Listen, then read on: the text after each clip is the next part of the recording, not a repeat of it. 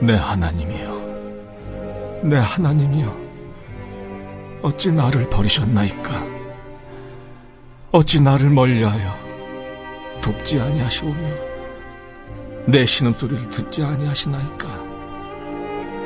내 하나님이여, 내가 낮에도 부르짖고 밤에도 잠잠하지 아니하오나 응답하지 아니하시나이다.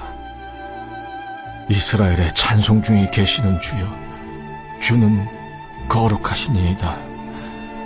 우리 조상들이 주께 의뢰하였으므로 그들을 건지셨나이다. 그들이 주께 부르짖어 구원을 얻고 주께 의뢰하여 수치를 당하지 아니하였나이다. 나는 벌레여 사람이 아니라 사람의 비방거리요 백성의 조롱거리니이다. 나를 보는 자는 다 나를 비웃으며 입술을 삐죽거리고 머리를 흔들며 말하되 그가 여호와께 의탁하니 구원하실 걸, 그를 기뻐하시니 건지실 걸 하나이다. 오직 주께서 나를 모태에서 나오게 하시고 내 어머니의 젖을 먹을 때 의지하게 하셨나이다. 내가 날 때부터 주께 맡긴 바 되었고 모태에서 나을 때부터 주는 나의 하나님이 되셨나이다. 나를 멀리하지 마옵소서. 환난이 가까우나 도울 자 없나이다. 여러분 반갑습니다. 오늘도 큐티러여는 기막힌 하루입니다. 본 말씀 시편 22편 1절부터 11절의 말씀입니다. 오늘 다윗은 고난 중에 탄식하며 하나님께 간구와 기도를 올리고 있습니다.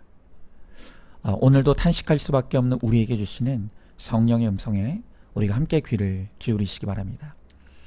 자, 먼저 오늘 1절에서 다윗은 하나님을 향하여 어찌 이 두 번이나 이 단어를 반복하는 것을 볼 수가 있습니다. 다윗은 어찌하여, 이 왜라고 하는 질문하면서 왜 나에게 이런 고난이 왔는지, 또 하나님은 왜 나에게 이런 고난을 허락하셨는지, 그리고 하나님은 고난 중에 있는 나의 부르심에 왜 응답하시지 않는지를 묻고 또 묻고 있습니다. 자, 그런데 여기 이 다윗의 질문에는 아주 중요한 전제 하나가 깔려 있습니다.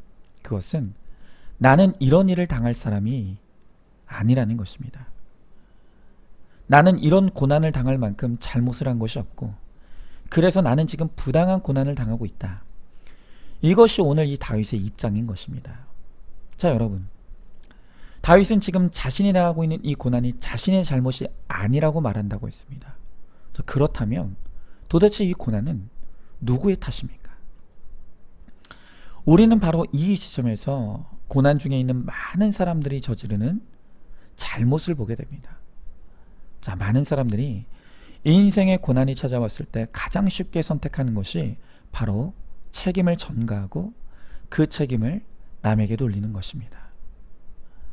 우리가 나의 책임을 전가하는 가장 쉬운 대상이 바로 우리의 부모입니다. 그리고 환경, 배우자, 자식, 조상, 그리고 마침내 우리의 원망과 불평은 하나님을 향하게 됩니다.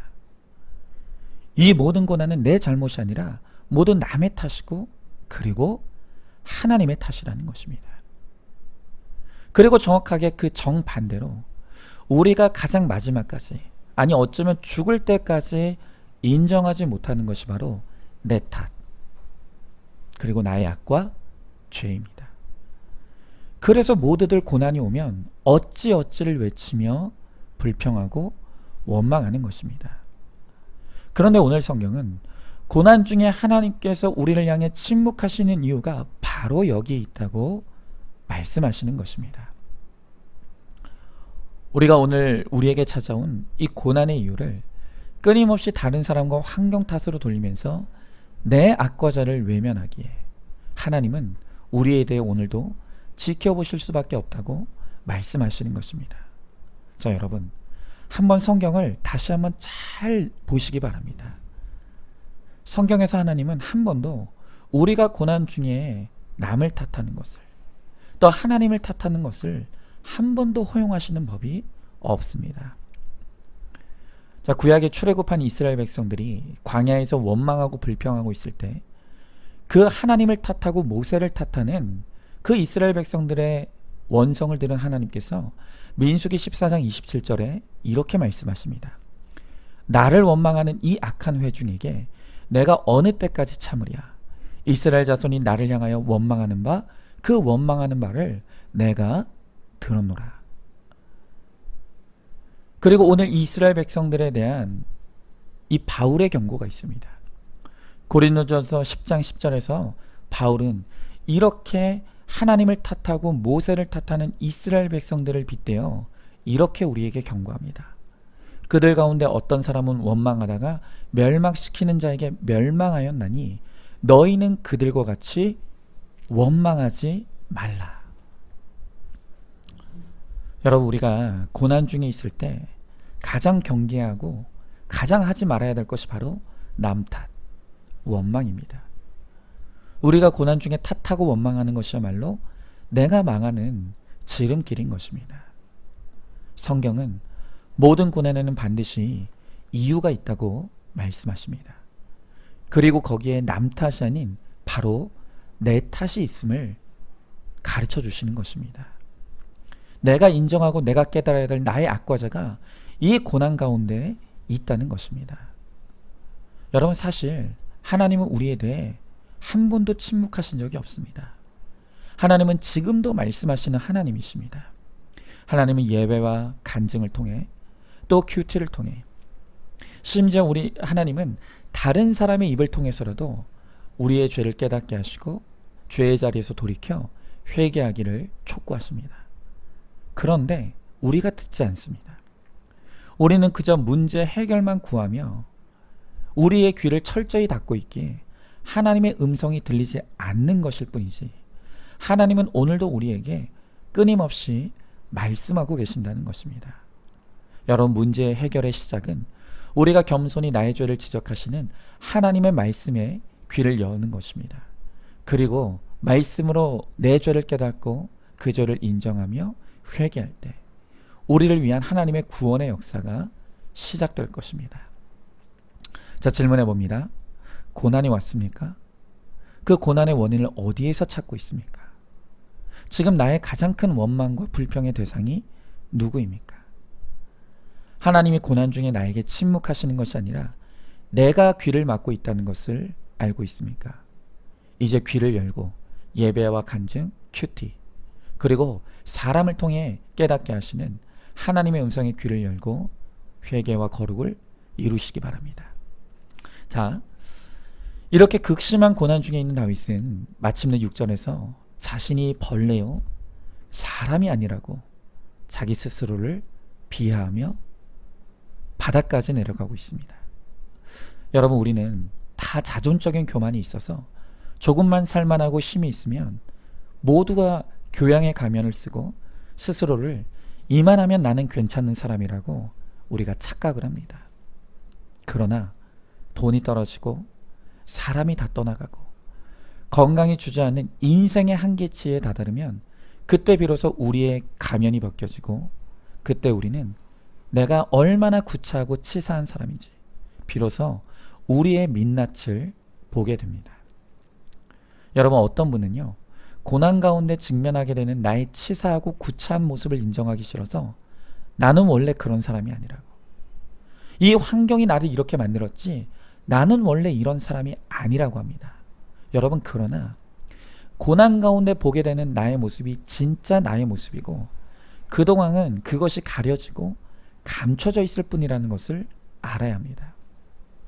여러분, 이렇게 우리는 고난이 와도 나의 죄와 더러움을 인정하고 나의 치사함을 깨닫는 것이 이렇게 어렵습니다.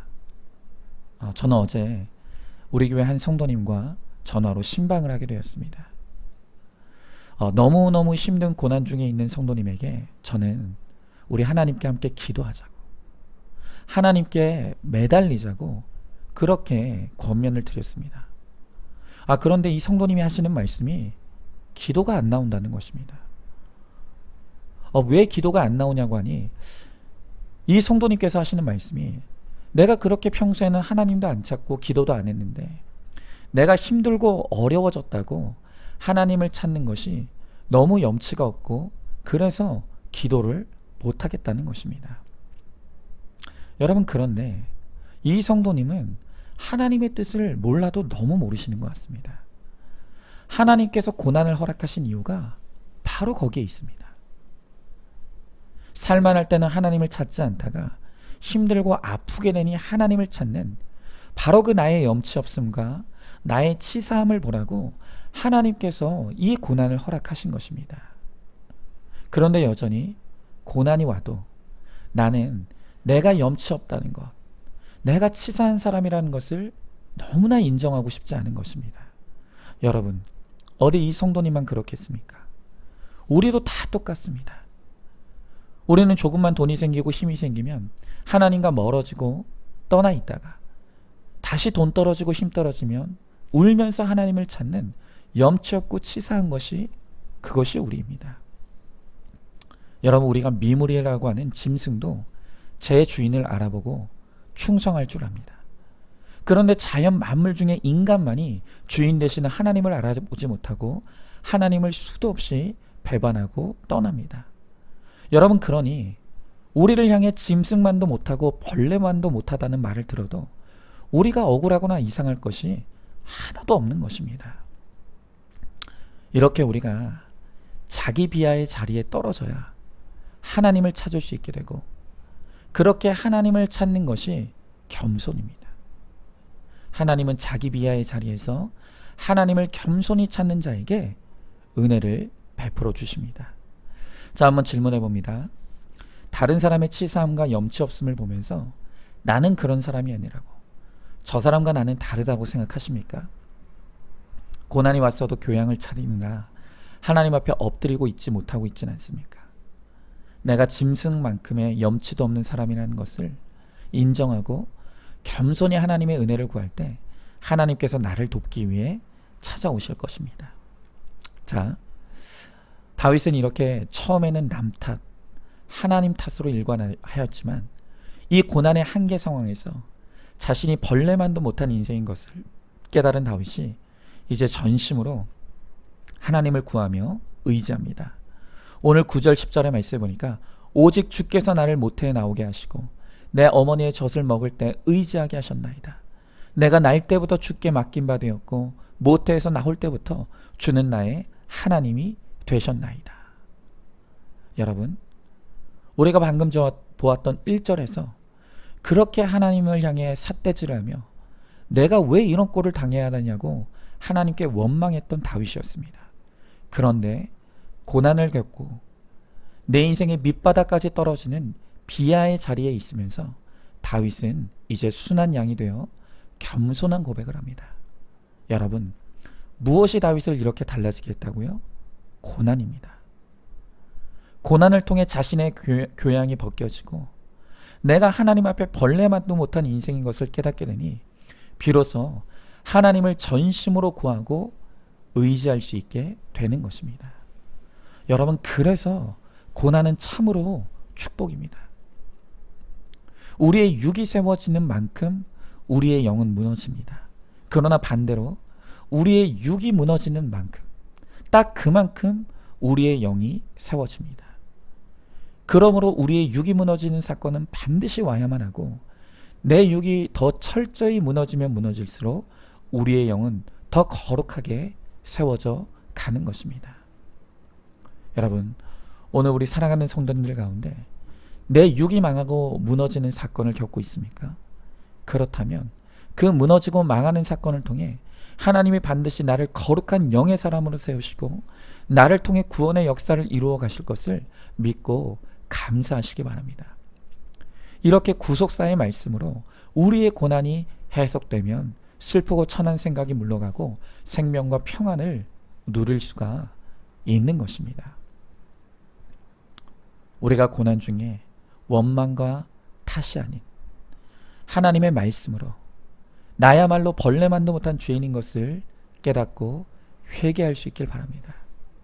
그러할 때 하나님께서 내 안에 아름다운 영의 성전을 세워주시고 내 안에 주님이 나와 함께 하심으로 평안과 생명을 공급받아 살아가게 될 수 있을 줄로 믿습니다. 자, 질문해 봅니다. 고난이 축복이라는 말씀이 머리로 이해가 되어지십니까? 또 가슴으로 품어지십니까? 그래서 고난 중에 평안을 누리고 있습니까? 아니면 여전히 기복의 가치관이 무너지지 않아 고난이 싫고 힘들기만 합니까? 고난이 축복임을 믿고 고백함으로 바로 그 축복의 주인공이 여러분이 되시기를 바랍니다. 자, 오늘도 9월 15일 보석 상자입니다. 우리가 찬송할 수 있는 근거는 하늘에 속한 모든 신령한 복을 우리에게 주시기 때문입니다. 아멘. 오늘도 큐티로 기막힌 하루를 살아내는 하늘가족 공동체 우리 모든 성도님 되시기를 주님의 이름으로 축복합니다.